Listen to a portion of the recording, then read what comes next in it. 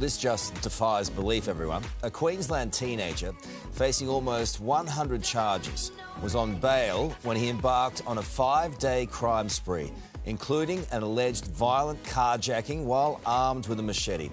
According to the Courier Mail this morning, the 17-year-old was facing 94 charges, including 38 break-ins and 28 car thefts, when somehow he was allowed to walk free.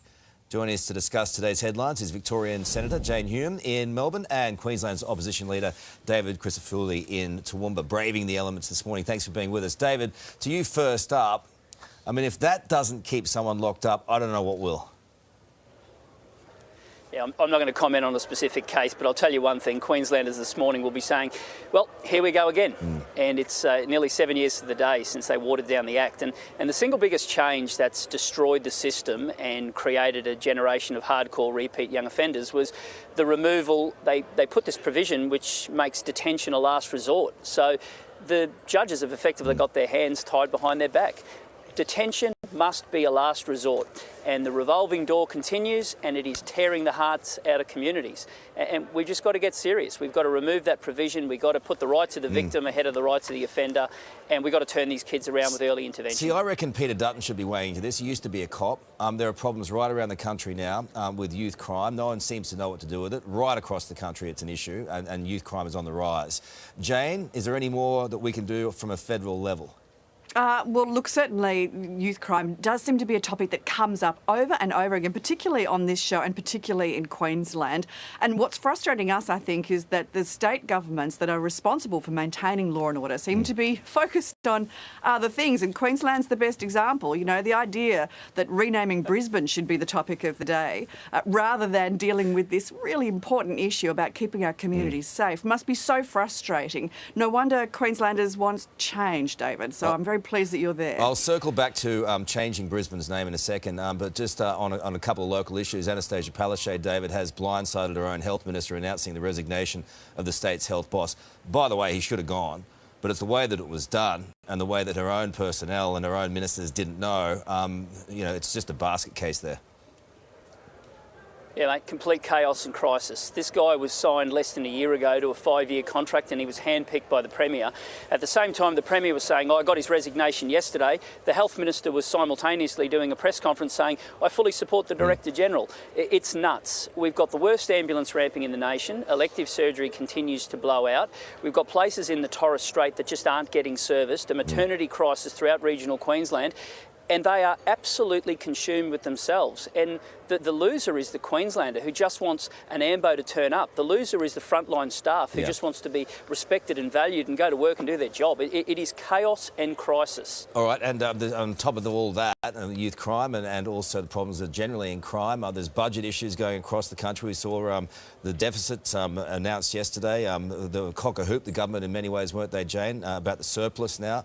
But the cost of living pressures on people across the country haven't been this bad in a long time.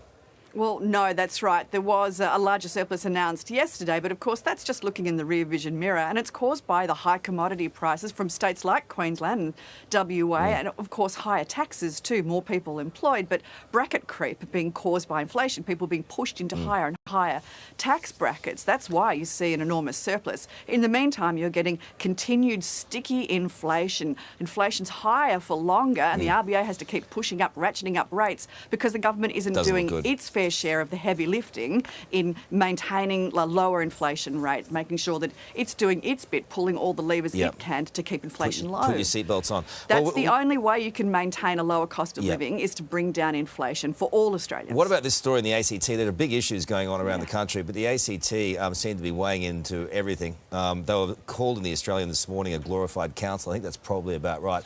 This one is delicate, but it is also quite a strange move. The ACT government wants teens as young as 14 to have access to euthanasia. Yeah, as Labor and the Greens team up for some of the most extreme assisted dying laws in the country. 14, Jane. Yeah, look, the ACT has been given the right to legislate to allow for voluntary assisted dying. It is the last place in Australia to have those laws, and it's important that they do. You know, it's ridiculous that you can drive 10 minutes from Canberra and get access to voluntary assisted dying in New South Wales, but you can't get it within the ACT.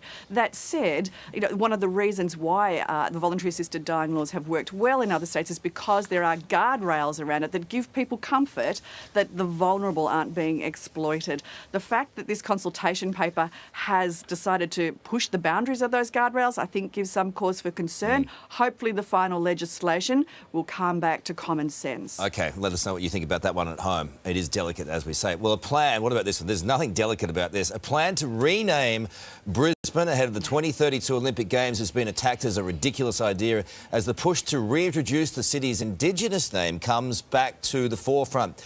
David, they want to change Brisbane, ditch Brisbane. What do you think? Not a chance. And the everyday Queenslander will be looking at this morning and just shaking their head and saying, we're not going to cop that. And governing is about priorities. And just think about what every person is talking about at the moment. We got 72 less police than we did 2 years ago, and weakened laws in a youth crime crisis. We have the worst ambulance ramping in the country. Young people can't afford a home. Social housing list blowing out of control. The biggest increase in power prices. And our government's focus is changing the name of the capital. I'll let your viewers determine whether or not this is a government with the right priorities or whether or not they're consumed by themselves and consumed with issues that the everyday Queenslander just is not focused on. I get Fraser Island changing, but I'm not sure that's going to wash. Anyway, another day, another climate protester causing disruption. Jane, I want your expertise on this because there are law enforcement issues around the country, but I think we found the solution this morning. The Ashes got a front seat as the game was halted while 3 pitch invaders took centre stage.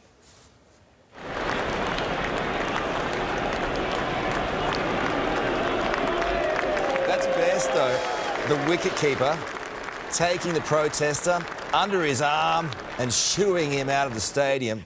Ricky Ponting said it best when he referred to Bairstow, and he said, "It's the only catch he'll take today." Jane, is that the way we need to deal with these protesters? Just muscle up? Carl, you know, what happened to the good old-fashioned streaker? Everybody loved a streaker.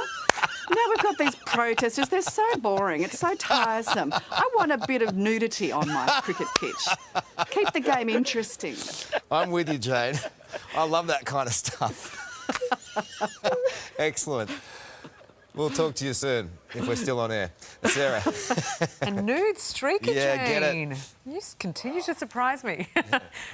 Hey there, Today fans. Sarah and...